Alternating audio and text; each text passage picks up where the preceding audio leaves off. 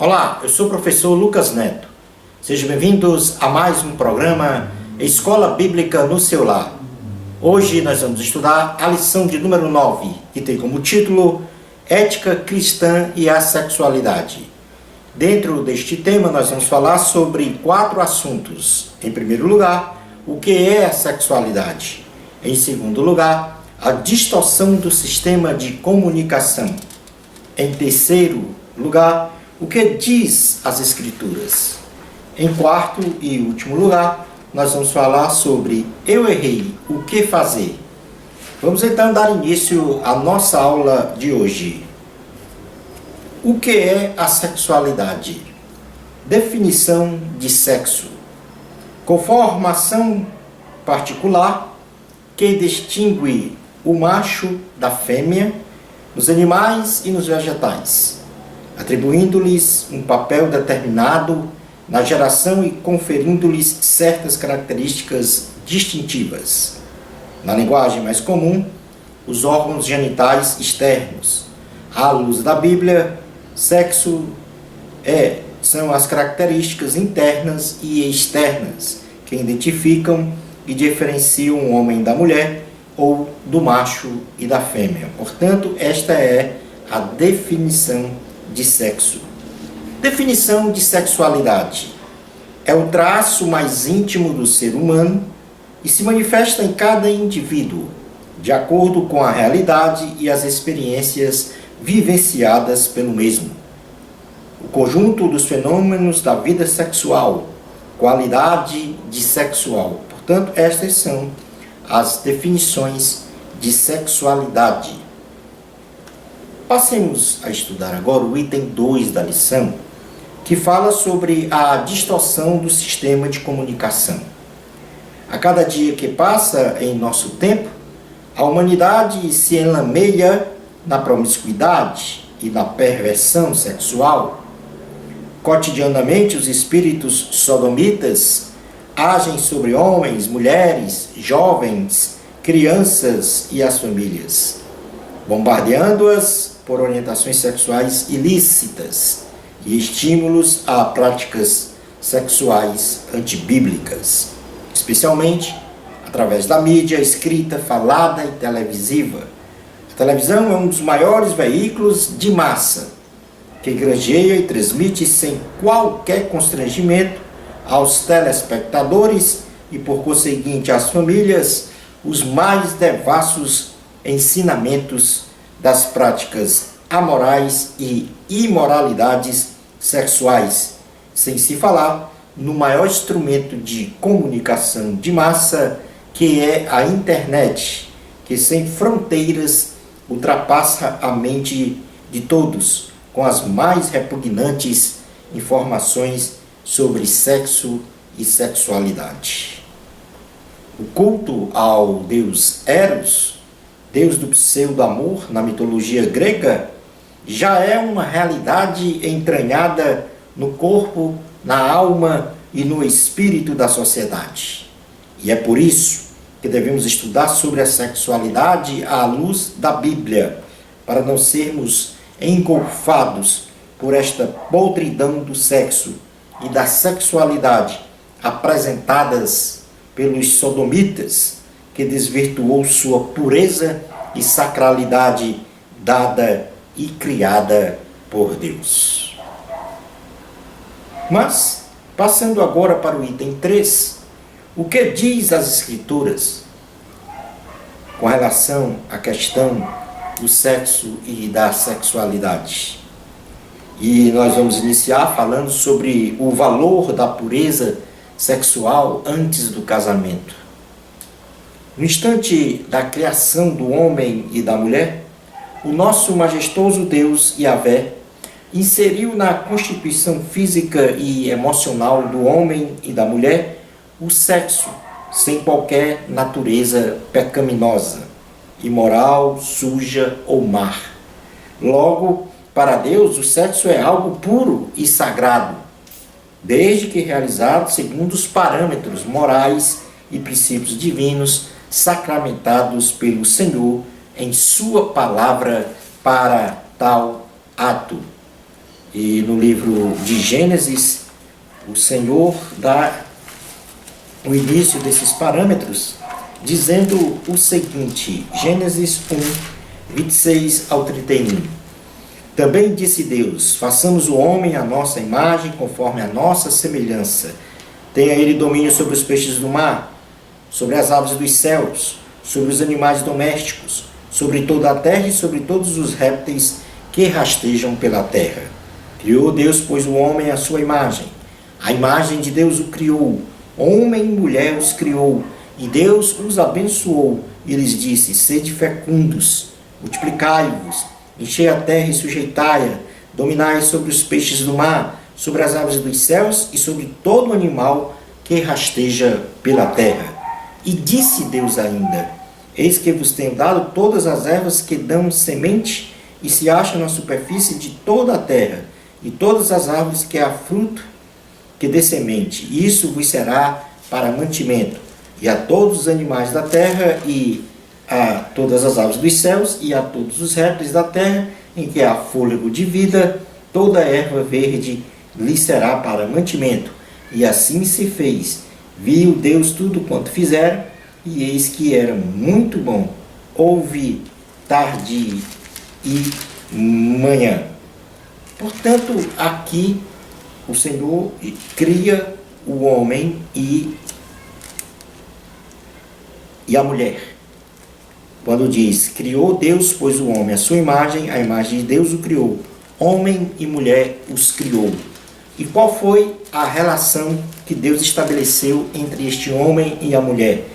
Está em Gênesis, capítulo 2, versículo 21, que diz assim, então o Senhor Deus fez cair pesado sono sobre o homem, e este adormeceu.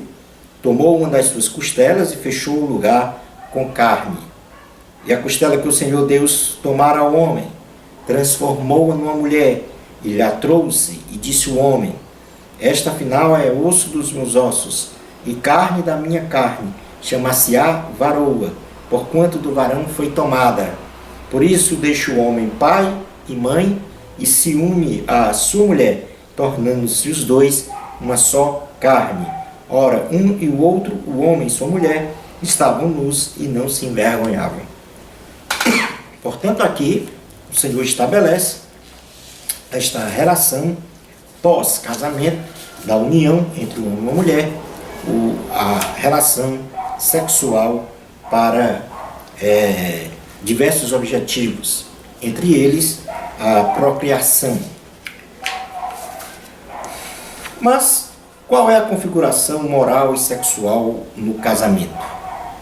A família, como primeira instituição criada, portanto, criada por Deus e suportada na aliança do casamento entre um homem e uma mulher, ela é de cunho heterossexual, se revestiu da mais excelente base para a formação de uma sociedade. Essa união heterossexual entre um homem e uma mulher. Considerando ainda para o casamento um caráter monogâmico, ou seja, um marido para uma só mulher e uma só mulher para um só marido, consolidando-se na indissolubilidade, isto é, sem separação conjugal. O Senhor Jesus foi muito contundente quanto à proteção e ortodoxia para esta configuração moral e sexual para o casamento, em certa ocasião, quando falava aos fariseus. No Evangelho de Jesus, segundo escreveu Mateus, capítulo de número 19, dos versículos 3 ao 6, diz o seguinte, Mateus 19, 3 ao 6. Vieram a ele alguns fariseus e o experimentavam, perguntando, é lícito ao marido repudiar sua mulher por qualquer motivo? Então respondeu ele, não tendes lido que o Criador desde o princípio os fez homem e mulher? E que disse, por esta causa deixará o homem pai e mãe e se unirá à sua mulher, tornando-se os dois uma só carne? De modo que já não são mais dois, porém uma só carne. Portanto, o que Deus ajuntou, não o separe o homem. A pureza sexual para o casamento. E nós vamos falar agora sobre a questão da virgindade. O valor da virgindade está sem qualquer valor nos dias presentes, pois parece que a condição de um homem ou de uma mulher ser virgem sexualmente está fora do padrão do comportamento sexual vigente. Este preceito da virgindade deve ser tratado de forma mais ampla, porque a virgindade diante de Deus tem que ser, antes de tudo, espiritual e depois precisa ser real, tanto moral como física. Existem pessoas que se preocupam apenas com a virgindade anatômica, principalmente da moça, pelo fato de ter ou não o ímen rompido. O fato é que pode ter pessoas anatomicamente virgens, mas vivem numa prática de atos libidinosos, toda sorte de carícias ilícitas e perversões sexuais, porém mantendo-se anatomicamente virgem. A sua pureza sexual, representada pelo preceito da virgindade, deve ser espiritual, moral e anatômica. Cuidado com este assunto sobre virgindade, porque há moças e rapazes, membros da igreja, oriundos da vida mundana e de outras religiões não cristãs e que não são virgens. Todos eles não podem ser discriminados e devem ser recebidos como novas criaturas e participarem de todas as atividades da igreja, pois convertidos na fé são novas criaturas. Se não existe mais a virgindade anatômica, mantenham-se virgens espiritualmente e moralmente, sem a prática da fornicação e de atos sexuais pervertidos, para então preparar-se para um casamento puro e santo diante de Deus. A virgindade espiritual, moral e anatômica é a preparação para o casamento com pureza sexual. Moças e rapazes, permaneçam fiéis ao Senhor, santos, virgens e puros para o casamento. Lembre-se que o sexo só deve ser realizado após o casamento e com a pessoa com quem você ama e quer viver para sempre. O apóstolo Paulo e outros servos do Senhor fizeram muitas vezes analogias entre o casamento da igreja com o Senhor, enfatizando exatamente a pureza e virgindade da noiva, que é a igreja, para que o casamento também fosse puro e santo. Na segunda carta aos Coríntios, capítulo de número 11, versículos 1 e 2, diz assim a palavra do Senhor. Segunda carta aos Coríntios, capítulo 11, versículos 1 e 2. Quisera eu me suportasse um pouco mais na minha loucura. Suportai-me, pois, porque zelo por vós com zelo de Deus, visto que vos tenho preparado para vos apresentar como virgem pura a um só esposo, que é Cristo. Quais são as finalidades da relação sexual no casamento? A primeira finalidade é a procriação. E esta primeira finalidade para a relação sexual dentro do casamento, que é a procriação, pois um homem e uma mulher, em seus inerentes aspectos físicos, possuem uma milagrosa capacidade reprodutiva dada por Deus. Este propósito de procriação foi muito bem protegido nas leis de caráter humanitário dadas por Deus a Moisés, pois as núpcias para um soldado de guerra duravam 1 ano, com o intuito de proporcionar ao casal muitas felicidades e condições favoráveis para a procriação. A segunda finalidade da relação sexual dentro do casamento é a satisfação e prazer ao casal. O ato sexual entre marido e mulher lembra e consolida a aliança firmada entre eles para sempre, bem como o amor entre os dois. A concepção física e emocional de um homem e de uma mulher no contexto de uma relação matrimonial remete-os aos prazeres físicos e emocionais normais decorrentes de um relacionamento conjugal e fiel, e que são ordenados por Deus e por Ele mesmo honrados. Mas quais são as motivações para a relação sexual no casamento? Em primeiro lugar, o amor. A sociedade pós-modernista, neste culto desenfreado ao deus Eros, pratica o sexo meramente para satisfazer prazeres carnais. Entretanto, a Bíblia Sagrada instrui aos cristãos a praticar relação sexual somente depois do casamento e motivado pelo amor.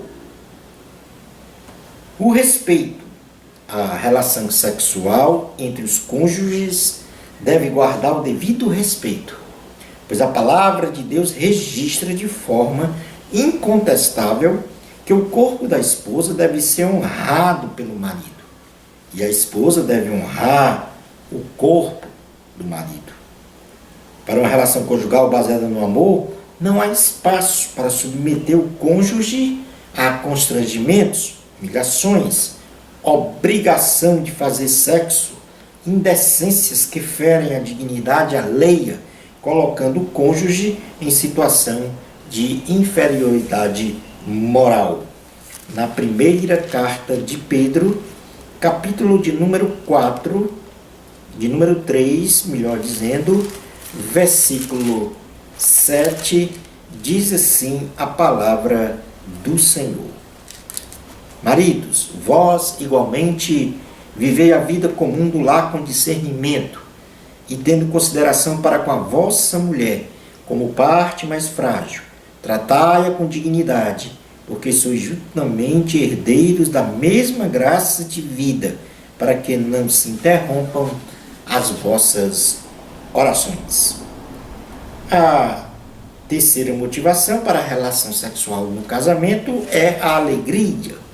Como o ato sexual tem em uma das suas finalidades um momento de satisfação e de prazer mútuo, então não deve ser praticado com tristeza ou insatisfação, mas com alegria. E isso nós podemos ler no livro de Provérbios, capítulo de número 5, versículo 18, que diz o seguinte: seja bendito o teu manancial e alegra-te com a mulher da tua mocidade. Passemos agora a estudar o sexo que a Bíblia condena, ou as práticas sexuais que a Bíblia condena, que Deus abomina. Em primeiro lugar, a primeira prática é a da fornicação, que nós podemos definir como a relação sexual entre pessoas não casadas, ou entre pessoas não casadas.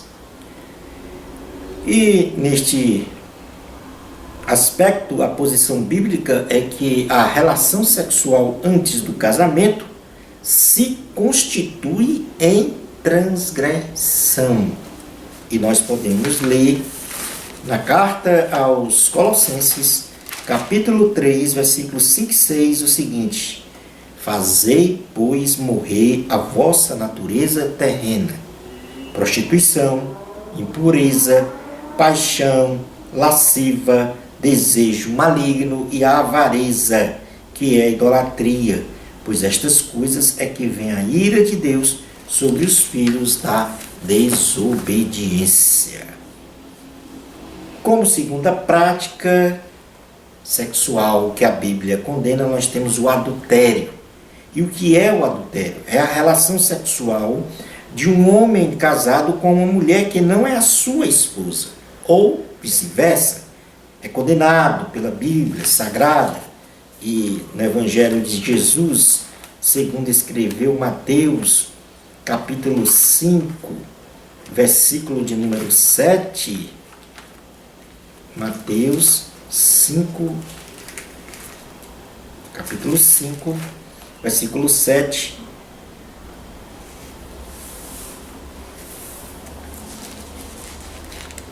Aliás, capítulo 5, versículo 27, diz assim a palavra do Senhor. Mateus, capítulo 5, versículo 27. Ouvistes que foi dito, não adulterarás. Eu, porém, vos digo, qualquer que olhar para uma mulher com intenção impura no coração, já adulterou com ela. Terceira prática sexual que a Bíblia condena é o sexo entre pessoas do mesmo sexo. Ou seja, a atração sexual entre pessoas do mesmo sexo. É condenado pela palavra de Deus. E isso nós podemos ler na carta aos Romanos, capítulo 1, versículos 24 ao 27, que diz assim: por isso Deus entregou tais homens à imundícia pelas concupiscências de seu próprio coração, para desonrarem o seu corpo entre si, pois eles mudaram a verdade de Deus em mentira, adorando e servindo a criatura em lugar do Criador, o qual é bendito eternamente. Amém. Por causa disso, os entregou Deus às paixões infames, porque até as mulheres mudaram o modo natural de suas relações íntimas por outro, contrário à natureza. Semelhantemente, os homens também, deixando o contato natural da mulher, se inflamaram mutuamente em sua sensualidade, cometendo torpeza, homens com homens, e recebendo em si mesmos a merecida punição do seu erro. Outra prática sexual que a Bíblia condena é a masturbação, que é o vício solitário, o autoerotismo. Não há referência explícita à masturbação na Bíblia, mas existem passagens que tratam desse assunto de forma implícita. Por exemplo, Onã foi morto pelo Senhor, porque derramava o seu sêmen em terra após a prática sexual ou durante a prática sexual.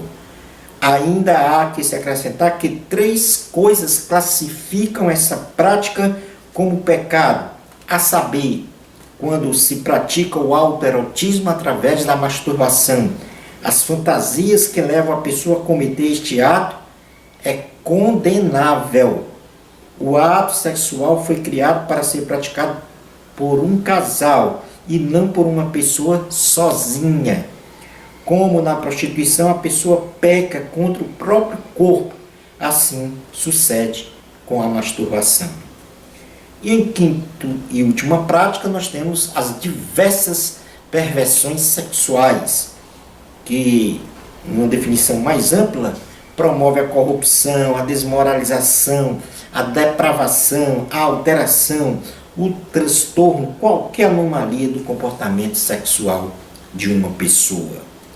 Nas Escrituras Sagradas, encontramos contidas severas reprovações quanto às perversões sexuais, tais como a zoofilia, sexo com animais, o estupro, o incesto, sexo entre familiares próximos, a pedofilia, sexo com crianças, as práticas sexuais fora do padrão. Passemos agora ao item 4 da lição, que diz: eu errei, o que fazer? Deus é misericordioso, e frente a um honesto arrependimento do pecador, o Senhor concede o perdão. Logo, aqueles que praticam sexo condenado pela palavra de Deus devem refletir, se converter dos maus caminhos, se arrependendo dos seus pecados e pedindo perdão ao Senhor para ser uma nova criatura em Cristo Jesus. Primeira carta aos Coríntios, capítulo de número 5, versículo 17, diz assim a palavra do Senhor.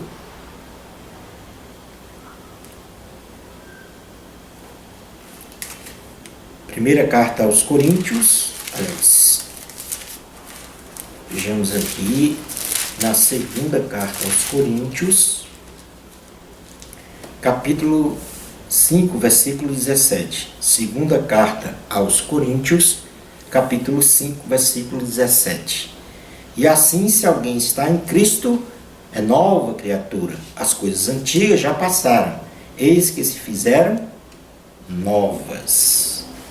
Concluindo a aula de hoje, nunca a família foi tão devastada pelas forças malignas como em nossos dias na área da sexualidade. No modelo divino, o casamento é monogâmico, heterossexual e indissolúvel, devendo ser apoiado e honrado nestes pilares. Sexo somente após o casamento. Bênçãos especiais de Jesus para você. Amor a Cristo. A glória é de Deus. Até ao nosso próximo programa Escola Bíblica no seu lar, se Deus permitir.